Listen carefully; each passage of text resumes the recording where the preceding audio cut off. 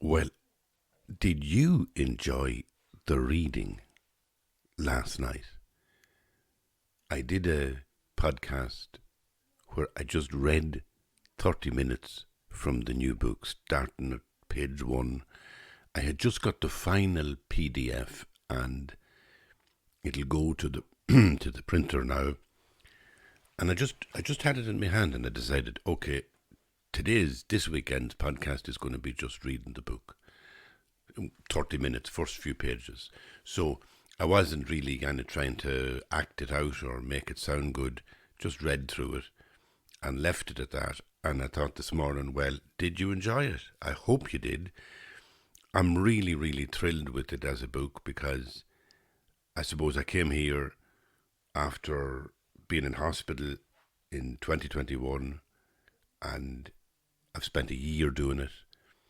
And there's a little blurb on the book from Joseph O'Connor. Now, Joseph O'Connor, as you know, is a greatly admired, respected, and wonderful Irish writer. And he gave them a little blurb for the back of the book, And I'll quote him. He says, "It's a beautiful book of great tenderness, love of life, and wisdom, learned the tough way." Well, thank you, Joseph. I really am grateful for that. It's lovely to get the approval of your peers, that you feel that your work is worthy. And it makes you feel very grateful. And to be honest with you, I didn't know what to do with myself. Yesterday, I was so happy and excited. I spent the year writing it. I spent an awful lot of it in solitude. And I was doing these podcasts as well. So, there's a big link between the reflections I have been making over the past 12 months and the new book. When you're alone, I find you can either be lonely or you pray. And I do think that that's when prayer comes into its own. No matter whether you're Buddhist or Christian or Hindu or Jew or Muslim, when prayer comes into its own is when you're alone. And you might say that it's an antidote for loneliness. And if it is an antidote for loneliness, isn't that a good thing? I mean, what's wrong with prayer, even if it just kept you from being lonely?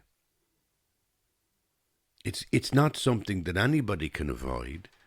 I'm lonely at times, less so than people who have maybe suffered a tragedy or a bereavement, and I have close friends who have. I have one particular friend, and he'd be the same age as myself, if not older, and he lost his partner, and maybe 3 or 4 years ago, and he's still devastated. It will never, he kind of says to me that it will never heal. The gap that's there, the emptiness that's there, the loss that he feels without his beloved is not going to go away. And so it's difficult to make life coherent with that absence.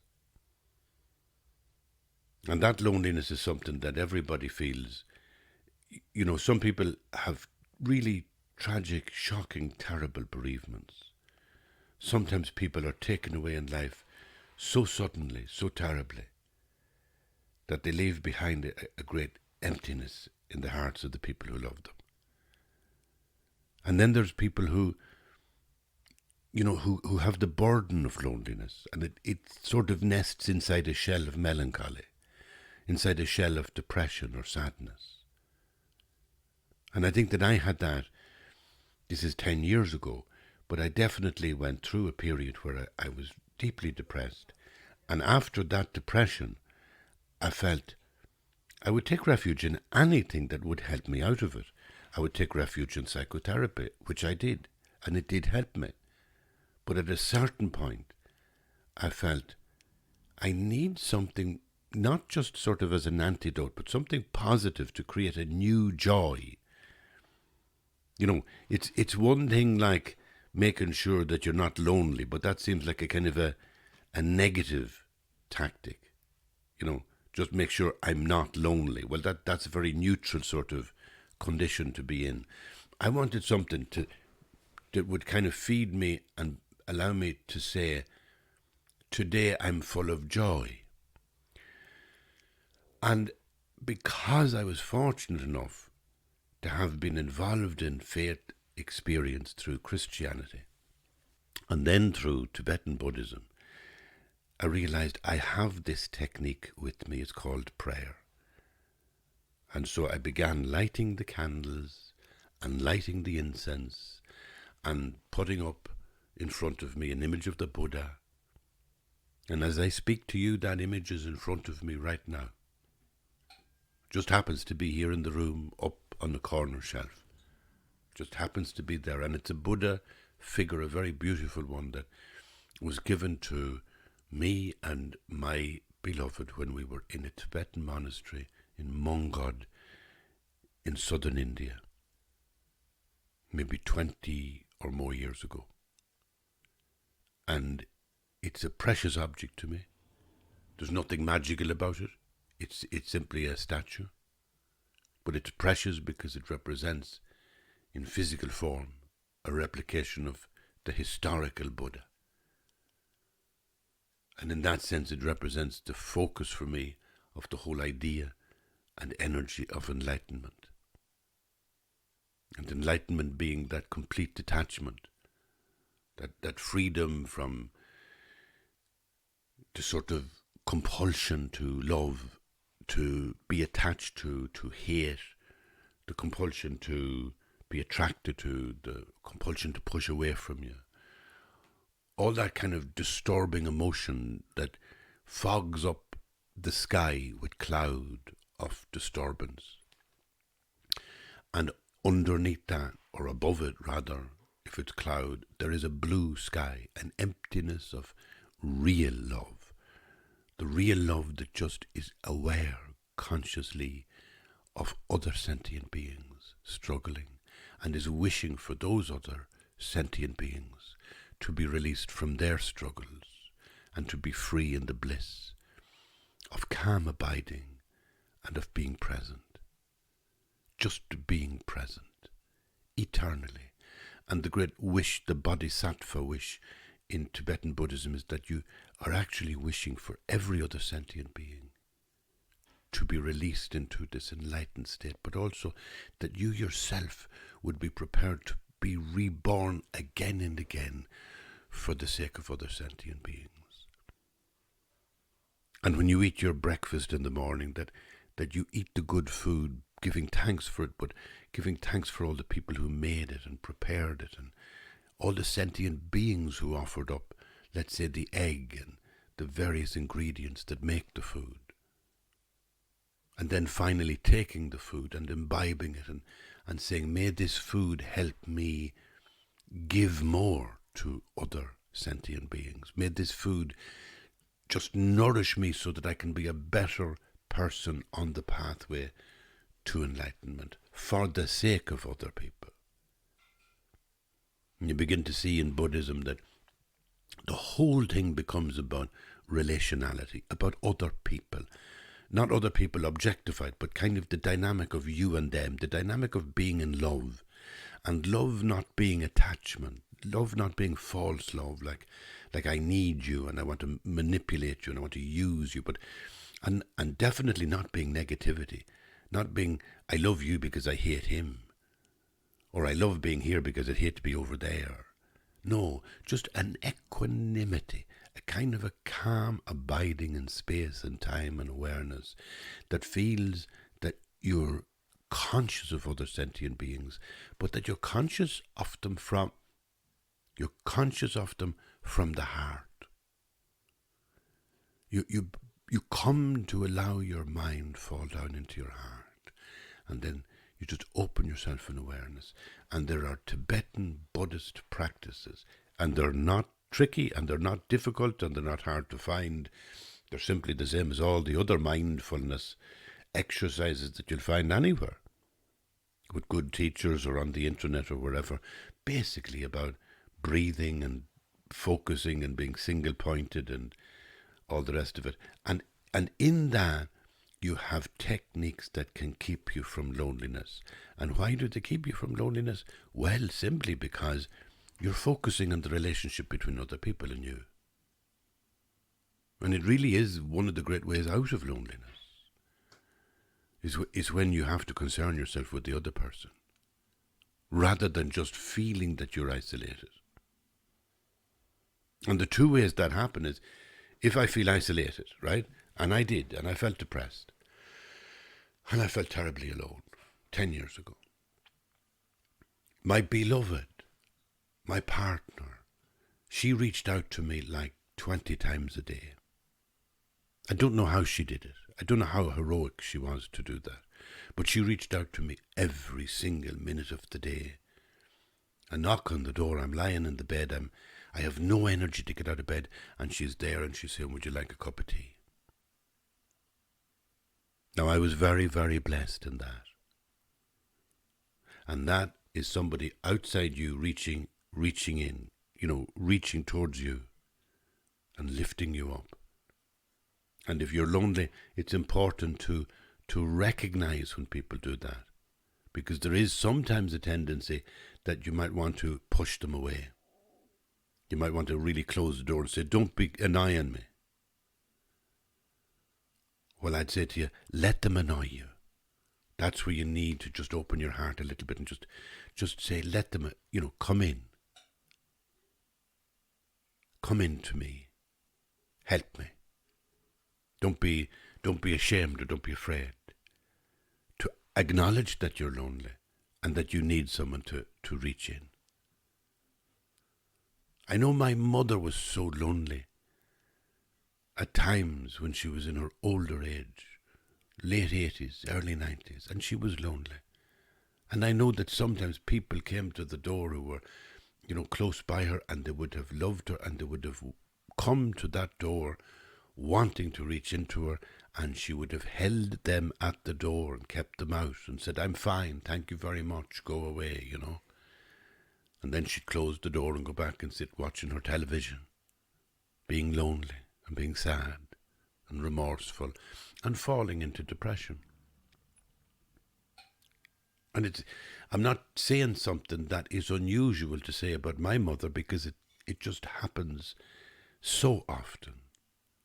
It is such a natural, normal part of our lives that we become lonely. I know somebody who's at least 15 years younger than me. A fine married man, young man with family. And I know that he suffers unbearable loneliness because he gets locked into a sadness and solitude where he's all alone. So, this is something that, Sartre and Camus and philosophers in the middle of the 20th century were talking about. They were, they started talking about this sort of existentialism, like that this sense of existence, actually, as a human, to exist was to be lonely and to almost suffer unbearable pain of isolation. This is what it was. And they got it right. They accurately named something about human existence. But the question is, does that mean life is terrible? Well, now come back to the idea of religion. And come back to the idea of religion simply as an antidote. In other words, as a medicine you take to rectify the ailment. So if the ailment is existence, if the existential condition is so lonely, so painful, which tablet do you want to take? Do you want the tablet called endlessly listening to the television? Or do you want to take the tablet called another whiskey? Or another gin and tonic? Or do you want to take the tablet called prayer? Because I guarantee you, I can share with you from my life that the one that worked for me was prayer. And I'm doing a hard sell now on religion, not based on some sort of afterlife of pure bliss. I'm selling it on the shelf with all the other tablets of self-help, like, what you do to make your life happy and bearable. Not because of the big supernatural promises of religion, but simply as psychotherapy, simply as be here now. And there's two things that have happened to me in the past 2 years, and it's thanks to you. I've been talking to you for 2 years. I'm sitting in the room here in my studio this morning, and I'm talking to you like you're in the room with me, and I've been talking to you for 2 years, and I have been trying to share with you the story of my life based on my faith, my religious faith. Well, the two things that have happened to me that I think I see now how valuable they are. One is that I moved from a deep sense of faith in Catholicism, a deep sense of faith in, let's say, the real presence of Jesus Christ, the real and wonderful presence of the sacraments of God through the incarnation of Jesus. I moved from there, where I was so committed to it, so fully committed to it, that I was able to become ordained a priest and say yes to that invitation to be a priest and be ordained a priest, and keep to this day the sense that I still am a priest and will always be a priest. And that's an amazing kind of sense of, that's my act of faith in that tradition. But then what I did was I went in the door of a Tibetan Buddhist center, and I met a great teacher, the Panchen Losang Rinpoche, and I took refuge in him, which was a formal ceremony of taking refuge as his student, he, my teacher, within the Tibetan Buddhist tradition. And here I was again, prostrating myself on the floor before a religious master to say, I will devote myself to this learning. And I was doing it as a priest. And I said it to him, and we agreed on that before, and this is, I'm not moving from one to the other. I want to open my heart so that I can prostrate myself before an image of the Buddha and do it as if I were prostrating before the Blessed Sacrament in the Christian tradition. I'm going to live out my Christianity through being a Buddhist. And gradually I found that when icons came into my life, when the amazing images that are preserved in the tradition of the Orthodox Christian Church, when they came into my life, through the accident of, my beloved being in Warsaw and coming home with an icon and saying, here's an icon, and me putting it on the wall and saying, well, I'm not going to just look at it on the wall and think about it. If I have an icon, it's a sacred object. I'm going to use it. It's a tool to use it for prayer. And look around your life.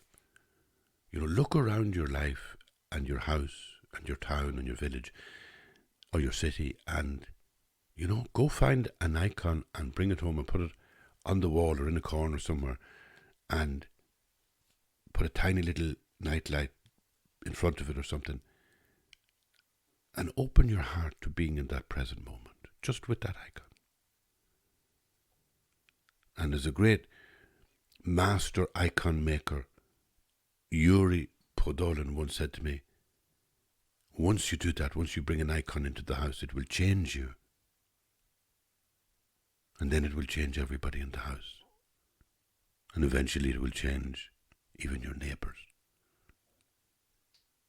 Do it.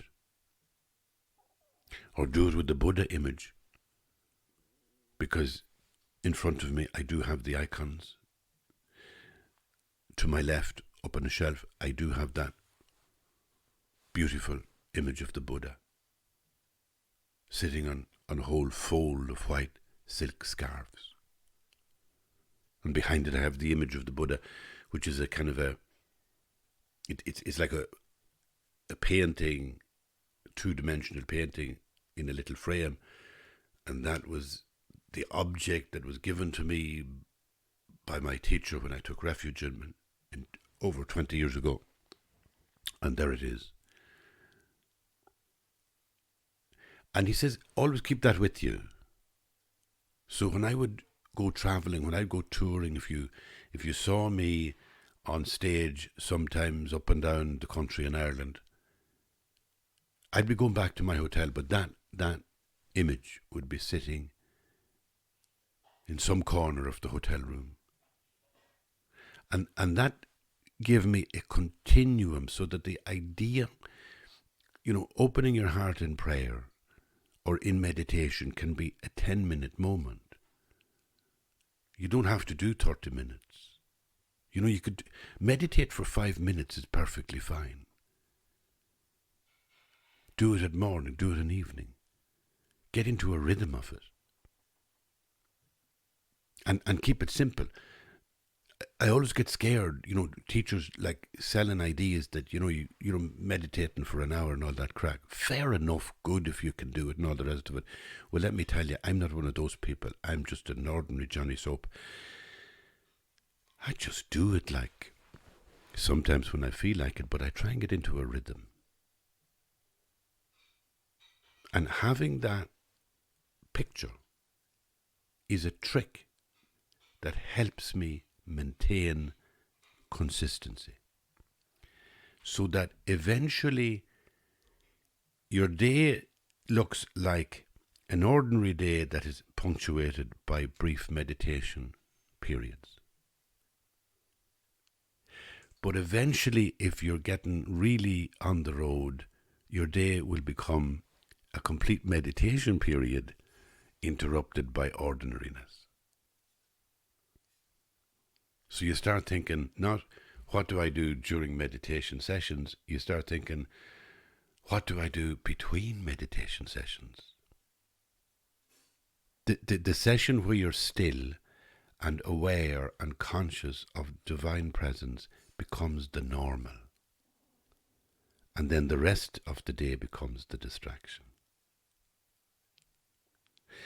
And one of the tricks to induce that mentality is that you have something like an icon or like an image of the Buddha or a statue of the Buddha, and that you maintain it in your presence all the time. You become almost like, if you like, physically, you become the bodyguard of that image. And 24/7, you know where that image is. And if you know where that image is, the flash split second of thinking about it will trigger your meditational mood. Your heart will immediately open and recognize the presence of divinity within you. It's a trigger. That's all. It's like Pavlova's dog. It's working the same way as every other bit of human psychology. And I'm happy if some secular atheist said, but that only has a psychological consequence. I'd say, fine, that's all. But it's a good psychological consequence. And it's much better than the other pills you could be taking, like the pill of watching television all the time, or the pill of drinking more and more gin and tonics. And that can be done whether the image is something like an icon or something like a Buddhist icon, or a stupa, or sometimes it's where, it's where a rosary beads in Christianity, or the prayer rope in the Orthodox Christian tradition, or the mala, it's called a mala in the Tibetan or the Buddhist tradition. Well, all those three traditions have the same idea, where they have this mala, this string of beads that you use for mantra to chant a meditational mantra. Something like Om Mani Padme Hum, which is in the Buddhist tradition, or something like the Jesus prayer in the Orthodox tradition, or the Hail Mary in the Western Christian tradition. Those are very, very powerful things too. In my book, this book that I'm calling All the Things Left Unsaid, at the very start of it, I talk about all the different rosary beads I have, and it's kind of a funny story, really, the amount of rosary beads I have. I have my mother's rosary beads. I call them the Laura Ashley rosary beads, because they're kind of like, they're plastic, but they look very fancy and decorative. And then I have my granny's, which are brown and ancient and grim and would make you think of the famine. And they were in her hands at the time before, she was buried. And in those days, they used to take the rosary beads off the corpse. It'd be entwined around the fingers of the corpse. And then before they closed the coffin, they would take the rosary beads out and they would give them to somebody. And in this instance, they went to my mother, and my mother held them in her little press for many, many decades. And when she passed away, I saw them there and I thought, my goodness. And I revered them. But then I have a rosary beads that I got in what do you call it, Assisi. In Italy, I was there with the daughter one time, and she was a young child, and I was trying to open her up to the whole wonderful European culture that was her heritage as a Christian. And we were wandering around, and we enjoyed it very much. But the best place was the shop, the gift shop, because Francis of Assisi was big into animals, and so there was lots of little statues and things with Francis holding various birds and ducks and things. And she liked that. Children like things like they recognize compassion in the way you address other sentient beings that are not humans. And in some sense, I think they recognize themselves in ducks and geese quicker than they recognize themselves in adults.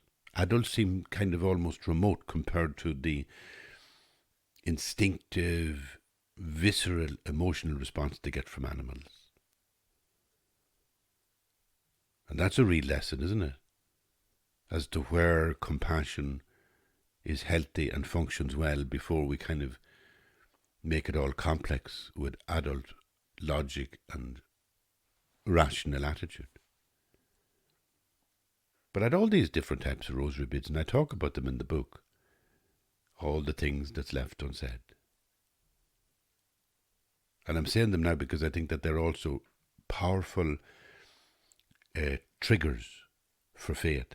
I very often take a rosary beads. Not a rosary bead, sometimes I have a prayer rope, the Orthodox Christian prayer rope. I like that one. It's a little black string of, they're not beads, but they're like knots in the rope. I take that with me sometimes in a suitcase. I take it with me in the back pocket of a suit. So I'm conscious of it there physically. I might be driving to a gig. I might be driving to do an interview on the radio or the television. I might be sitting in front of Dahi and Maura, answering questions. And yet I'm aware that there's this physical thing in my pocket. And I might even put my hand in my pocket and just touch it. And it's not superstition. It's not that I'm thinking that there's anything transcends the laws of logic or reason. But I know that the physicality of touching it, the Tai Chi, if you like, the embodiment of that connection where I reach out to this sacred object, that in itself opens the door in my heart to divine presence.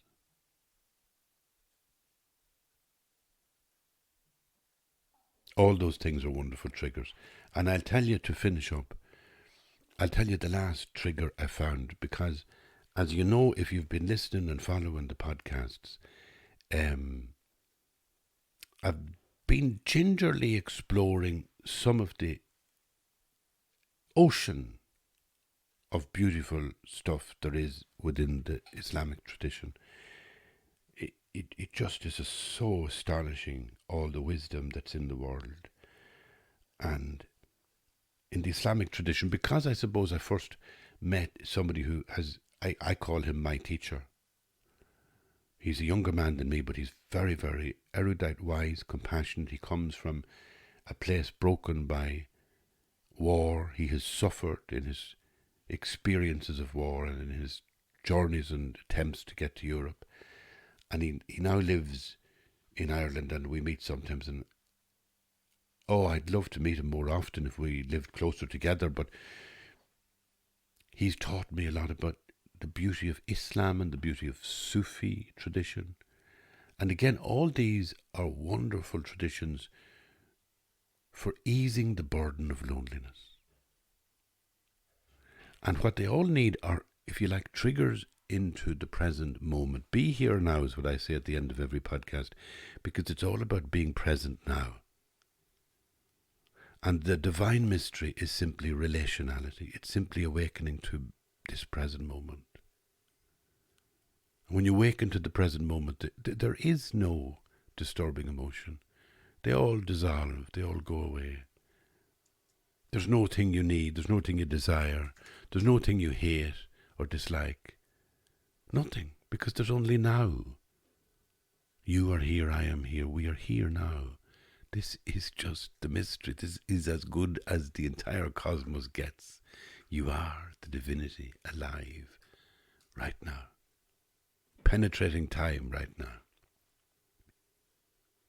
Time is not the absolute. Being is the absolute. And that within you which is the thing that penetrates time and embodies itself in physical flesh. And every time you go back to it, go back in there to the center, the core of who you are, you awaken to divine presence. So all you need are triggers. You need an icon, you need a rosary beads, you need a Buddhist statue. You need one of these physical manifestations that works as a symbol and sign. So your eye catches the icon on the side of the wall and it triggers your heart to open again to the present moment.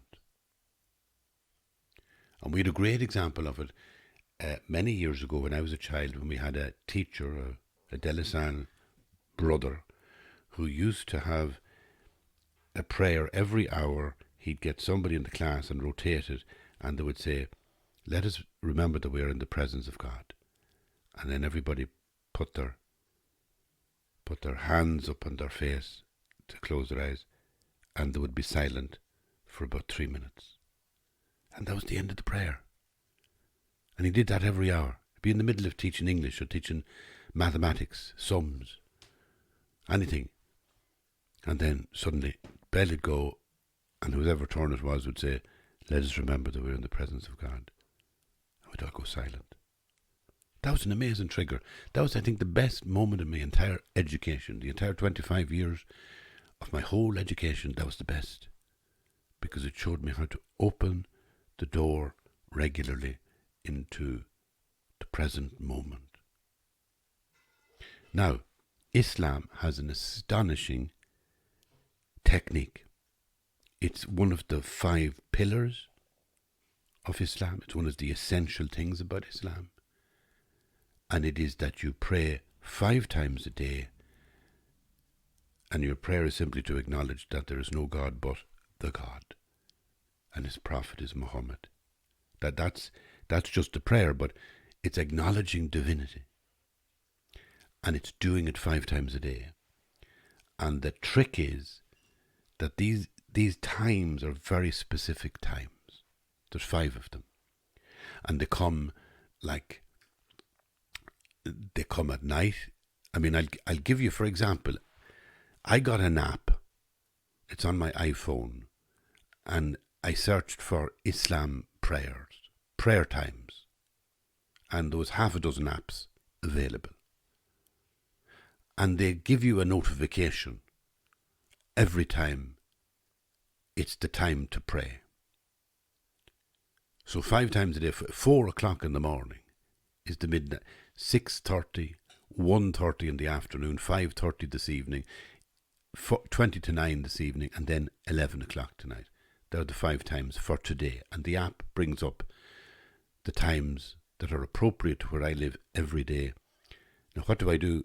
Am I praying? Am I just saying something exotic in Arabic? No. I'm just clicking in the phrase, "Let us remember that we're in the presence of God." So I'm combining the Islamic time rhythm that runs through the day with 2 phrases of a thing I learned from a Christian brother when I was 4 years of age, 5, 6 years of age. And it becomes a kind of a continuum during the day where I'm never far away from a moment where I will try and remember the divinity within. And all that, and I didn't mean to go on so long, but all that, my friend, I offer to you as the same wisdom that comes out of 3 different, 4 different, 5 different traditions. Same wisdom is simply be present in the present moment and acknowledge the divinity within you, the awakening compassion that is within you. Experience this extraordinary sense of being as the absolute ground of who you are, rather than just living in response to time. And then if somebody says, well, that's all superstitious, gobbledygook, old-fashioned religion, we have moved on, we're modern people, we're existentialists, and we're constructing history the way we want to instead of being tyrannized by all this unconscious religious guff. Somebody says that to me, then I say, well, okay, I'll go along with you. Do you accept that people suffer unhappiness? Yes. Do you think that therapies are good ideas? If there's some sort of psychotherapy that can help you, that is logical and is rational? And they say yes. And then I say, well, let's try prayer. Try prayer, not for superstitious reasons. Don't even get involved in the idea of God as an object. Think of God as relationship. It's relationality. It's being in existence in relation to another. Being in relation to another. It's like I, thou is the Jewish wisdom. You're constantly in the presence of the other. The mysterious other, the great beloved who appears before you as the next person who comes in the door. This relationality. And you're never without it. So that's a powerful antidote to loneliness and depression. Faith. I have to go because my time is up, and I would love to talk more, but I'll go on in the next podcast about some of the Islamic idea. This rhythm through the day, I think, is a wonderful, helpful technique to have. And it's not like big, heavy duty meditating for half an hour or an hour. It's just simply, it's like checking in to who you are and to the balance within yourself.